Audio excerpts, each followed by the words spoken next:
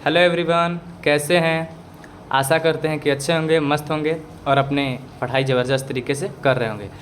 आज आज हम लोग देखेंगे जो गोधुली है हिंदी का 10th क्लास का बिहार बोर्ड का। आज उसका पाठ 10 देखेंगे, मछली। अच्छा, इस चैप्टर को हम लोग ऑफलाइन में तो इसका सारांश पढ़ ही लिए हैं। आज इसका ऑब्जेक्टिव कर लेंगे ऑनलाइन में। और आज पूरा ऑब्जेक्टिव है, लगभग 30-35 का ऑब्जेक्टिव है, लगभग 30-35 का ऑब्जेक्टिव आपको मिलेगा। और पूरा ऑब्जेक्टिव का देख लेंगे। जितना इसमें ऑब्जेक्टिव है, जितना हो सकता है बन सकता है, एग्जामिनर आपसे पूछ सकता है, सब इसमें ऑब्जेक्टिव बता दिया गया है। इसमें करा देंगे आज। जितना भी तैयारी है आपका ज़बरदस्त तरीक़ा से होगा। बस बने रहिएगा मेरे वीडियो के साथ और लास्ट तक ज़रूर देखिएगा, बहुत अच्छा लगेगा। चलिए पहला क्वेश्चन देखा जाए। चलिए पहला क्वेश्चन है, पढ़िए और जवाब दीजिए। पहला क्वेश्चन क्या है? मछली किसकी कहानी है? मछली किसकी, कहने का मतलब है कि इसके लेखक कौन है, इसके लेखक कौन है। कहने का मतलब क्वेश्चन का है कि इसके लेखक कौन है था। आप बताइए इनके लेखक कौन है, आपको बताया गया होगा। मछली कहानी के लेखक कौन है? मछली रामविलास शर्मा, अशोक वाजपेयी, विनोद कुमार शुक्ल या फिर यतीन्द्र बस। इसका राइट आंसर क्या हो जाएगा? C. Right answer C, Vinod Kumar Shukla. अच्छा, ये जो कहानी है ना, बहुत इंटरेस्टिंग कहानी है, पढ़ाया गया था, मज़ेदार भी है। एक मध्यम परिवार का है। चलिए अगला क्वेश्चन देखते हैं। क्या कह रहा है कि विनोद कुमार शुक्ल का जन्म कब हुआ था। ये पूछ रहा है कब हुआ था, कब। ये डेट बताना है कब, कहाँ नहीं पूछ रहा है, कब पूछ रहा है। कब पूछ रहा है, कब हुआ था? तो 18 फरवरी 1916 ईस्वी को, या फिर 10 अक्टूबर 1912 ईस्वी को, या फिर 4 फरवरी 1938 ईस्वी को, या फिर 1 जनवरी 1937 ईस्वी को। तो राइट आंसर इसका डी होगा। अच्छा, जब हम लोग लेखक परिचय देख रहे थे तो उस समय हम बताए होंगे कि इनका जन्म कब हुआ था। तो 1 जनवरी 1937 ईस्वी में। राइट आंसर इसका डी हो जाएगा। चलिए अगला देखते हैं। अगला क्या कह रहा है? अगला क्वेश्चन 3 नंबर है, ये 3 नंबर क्वेश्चन है। 3 नंबर क्वेश्चन क्या कह रहा है कि विनोद कुमार शुक्ल को साहित्य अकादमी पुरस्कार कब मिला था। अच्छा, ये क्वेश्चन भी हम कराए होंगे, जानते हैं कब? जब लेखक परिचय करा रहे थे तो बताए थे ना कि साहित्य अकादमी पुरस्कार कब मिला था विनोद कुमार शुक्ल को। 1990 में, 1992 में, 1997 में या फिर 2000 में। तो आप लेखक परिचय में देख लीजिएगा। इसका राइट आंसर ए हो जाएगा 1990 में। 1990 में, ठीक है ना। चलिए अगला देखते हैं। अगला क्या कह रहा है क्वेश्चन? 4 नंबर क्वेश्चन कह रहा है, लेखक को मछली खाने से किसने मना किया। जो लेखक थे, लेखक कौन? विनोद कुमार शुक्ल। विनोद कुमार शुक्ल को मछली खाने से किसने मना किया?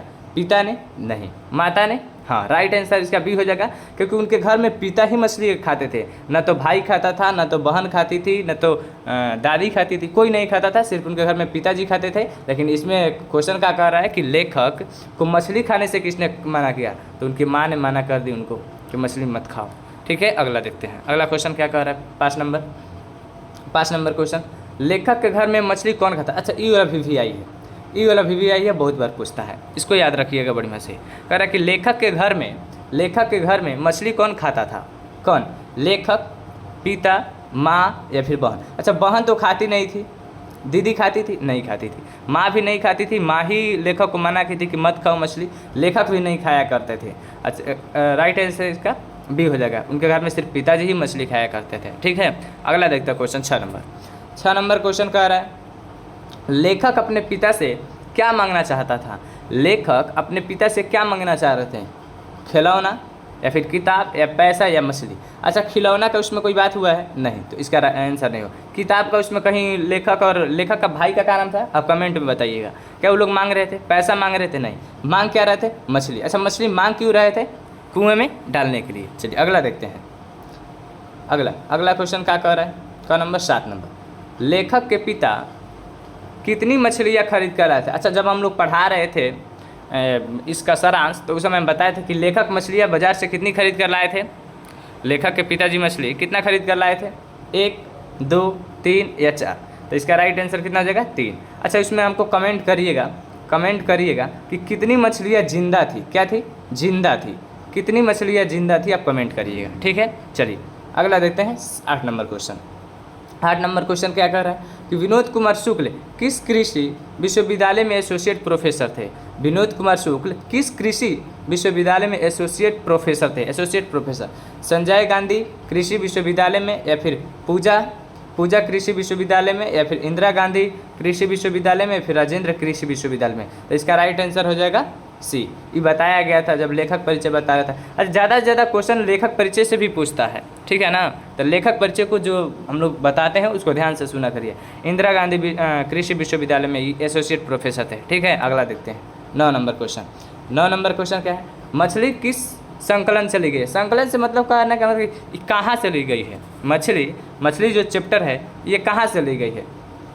पेड़ के कमरा से, या फिर नौकर की कमीज से, या फिर महाविद्यालय से, या फिर विश्वविद्यालय से? तो इसका राइट आंसर विश्वविद्यालय नहीं, हम लिखवाए होंगे, देख लीजिएगा एक बार, महाविद्यालय से।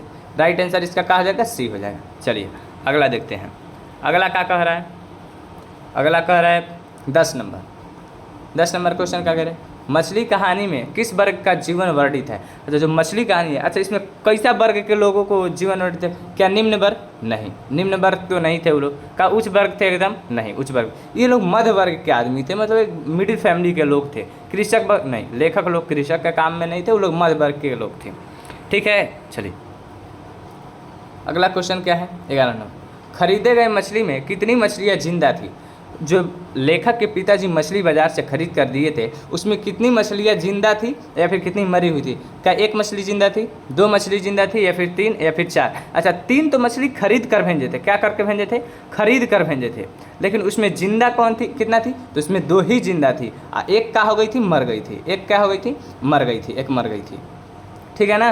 ये समझाया गया ऑफलाइन क्लास में। चलिए अगला देखते हैं 12 नंबर।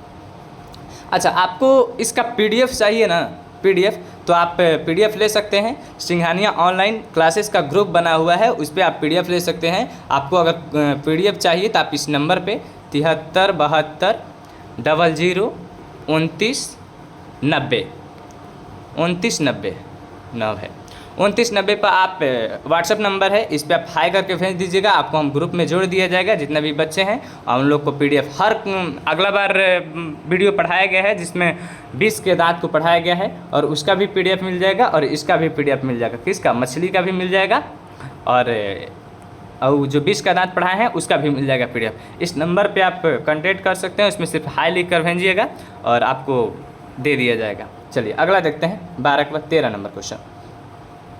13 नंबर। पिताजी किससे नाराज़ थे? पिताजी किससे नाराज़ थे? अब बताइए, संतू से थे नाराज़, या फिर बग्गू से थे, या फिर दीदी से, या फिर नरेन से?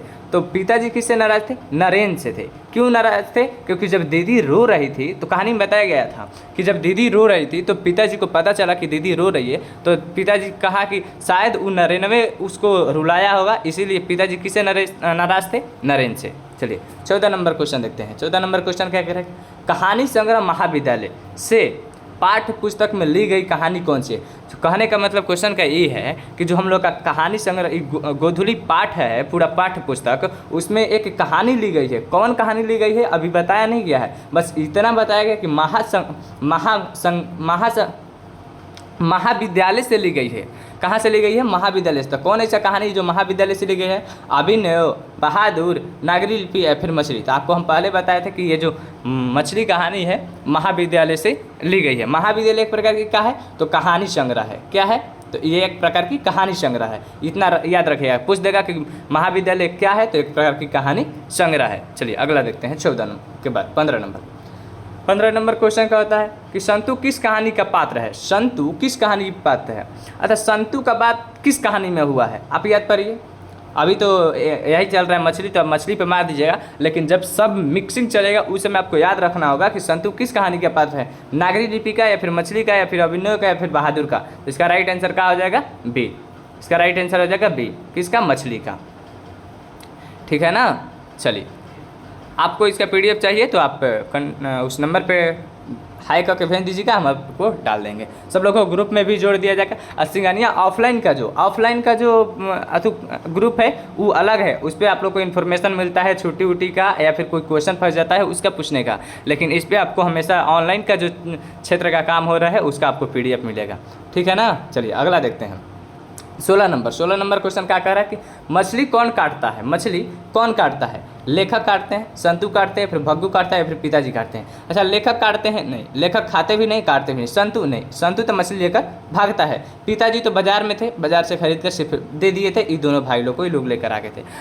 मछली काट कौन रहा था? तो भग्गू काट रहा था, राइट आंसर इसका सी हो जाएगा। अच्छा एक कमेंट करिएगा, हमको कमेंट करिएगा, आप लोग कमेंट क्या करिएगा कि अच्छा भग्गू लेखक के घर में क्या था। आप कमेंट में लिख दीजिएगा कि भग्गू लेखक के घर के क्या था, बता दीजिएगा, ठीक है ना।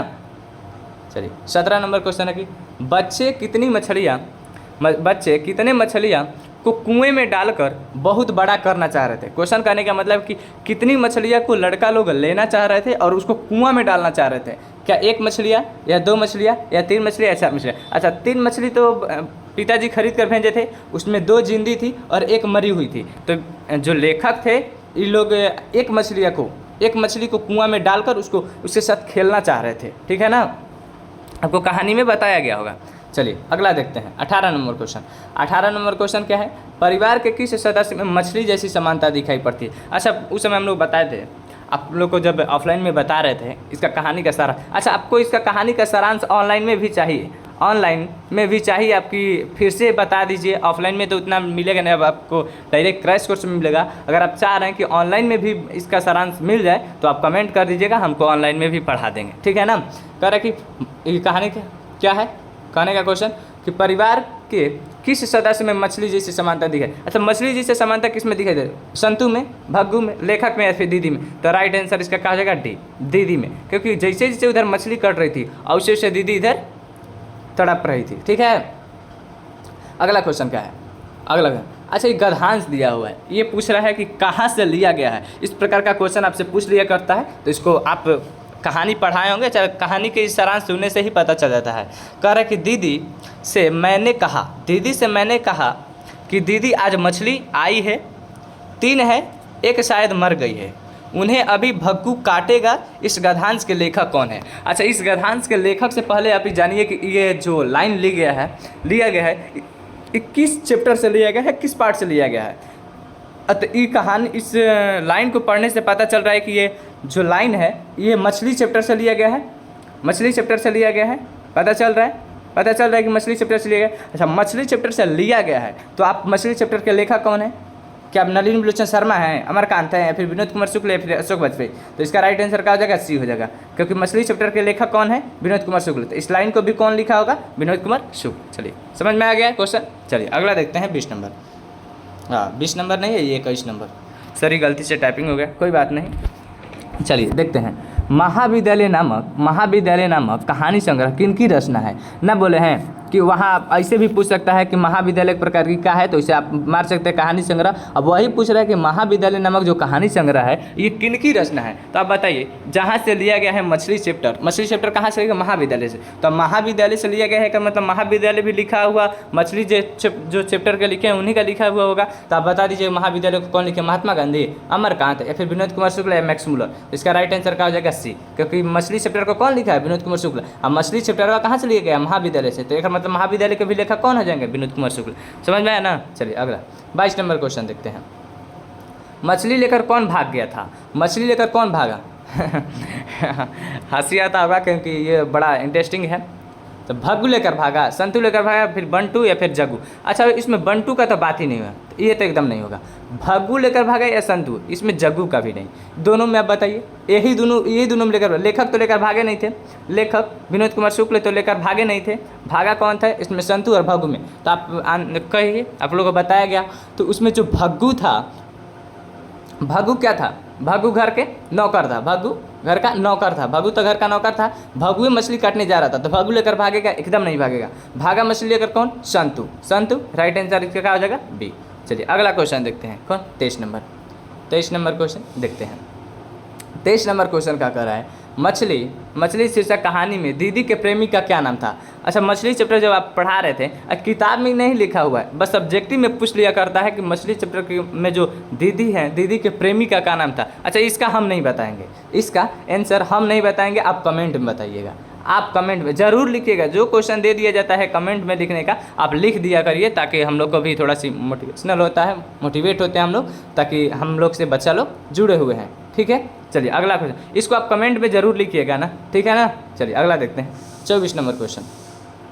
मछली के लिए मसाला कौन पीस रही थी। ये गांव देहात जैसा थोड़ा सी कहानी है, तो क्योंकि एक सामान्य वर्ग की है, मध्य वर्ग की है, तो गांव देहात जैसी है। तो उसमें कह रहा है कि के लिए मसाला मसाला कौन पीस रही थी? दीदी पीस रही थी, नानी पीस रही थी, दादी पीस रही थी, फिर माँ पीस। अच्छा दीदी तो एकदम वो तो घर में थी, नानी के इसमें बातें नहीं हुआ, माँ और दादी के बात हुआ, तो इसमें मछली के मसाला कौन पीस रही थी? आप बताइए, कमेंट करिए, कमेंट करिए, हम देखना चाहते हैं कौन पीस रही थी मसाला। तो राइट आंसर इसका क्या हो जाएगा? डी, माँ पीस रही थी। कौन पीस रही थी? माँ। ठीक है ना। चलिए अगला देखते हैं 25 नंबर। 25 नंबर क्या कह रहा है? 25 नंबर क्वेश्चन, विनोद कुमार शुक्ल किस कृषि विश्वविद्यालय में एसोसिएट प्रोफेसर। अच्छा ये वाला क्वेश्चन एक बार आगे हुआ है, आप इसका राइट आंसर आप कमेंट में कर दीजिएगा, करिएगा जरूर, छोड़िएगा नहीं, ठीक है ना। चलिए ऐसे इसका राइट आंसर, चलिए हम नहीं बताएंगे, आप करिएगा ही।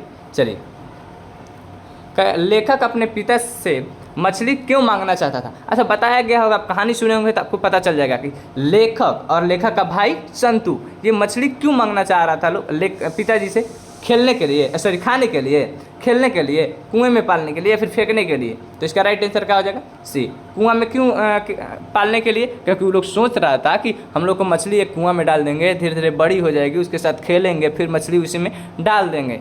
याद है ना क्वेश्चन? तो सारांश। चलिए 27 नंबर, मोहरा नदी शहर से कितनी दूर है? कितनी दूर है मोहरा नदी? अच्छा बताया होगा कि मोहरा नदी कितनी शहर से दूर है, जिससे जब ये वहाँ लाइनें समझाया जा रहा था कि मछली नाली में गिर गई, नाली से चल जाएगी नदी में, नदी मोहरा नदी में जाकर मिल जाती है, ये सब नाले समझाया गया था। तो मोहरा नदी कितनी दूर है? 1 मील है, 2 मील, 3 मील या फिर 4 मील। तो राइट आंसर इसका क्या हो जाएगा? सी हो जाएगा, 3 मील। चलिए अगला देखते हैं 28 नंबर क्वेश्चन। 28 नंबर कि ठंड से काँप रहा था। अच्छा ठंड से कौन काँप रहा था? संतु, भग्गू, नरेन या फिर बहादुर। अच्छा आप एक बात बताइए कि मछली लेने कौन कौन गया था? लेखक, ठीक है, लेखक और संतु, लेखक और संतु मछली लेने गए थे, ठीक है। अच्छा हो क्या रहा था? बारिश हो रहा था। किस गली से आए थे? तो पतली गली से आए थे। अच्छा तो लेखक और ही गए थे मछली लेने, लेखक और संतु। तो ऐसे उसमें काँप कौन रहा था? ठंड से कौन काँप रहा था? तो संतु काँप रहा था, ठीक है। राइट आंसर इसका क्या हो जाएगा? ए हो जाएगा, ठीक है ना। चलिए अगला देखते हैं 29 नंबर। 29 नंबर क्वेश्चन क्या कह रहा है? मछली साहित्य की कौन सी विधा है? मछली साहित्य की कौन सी विधा है?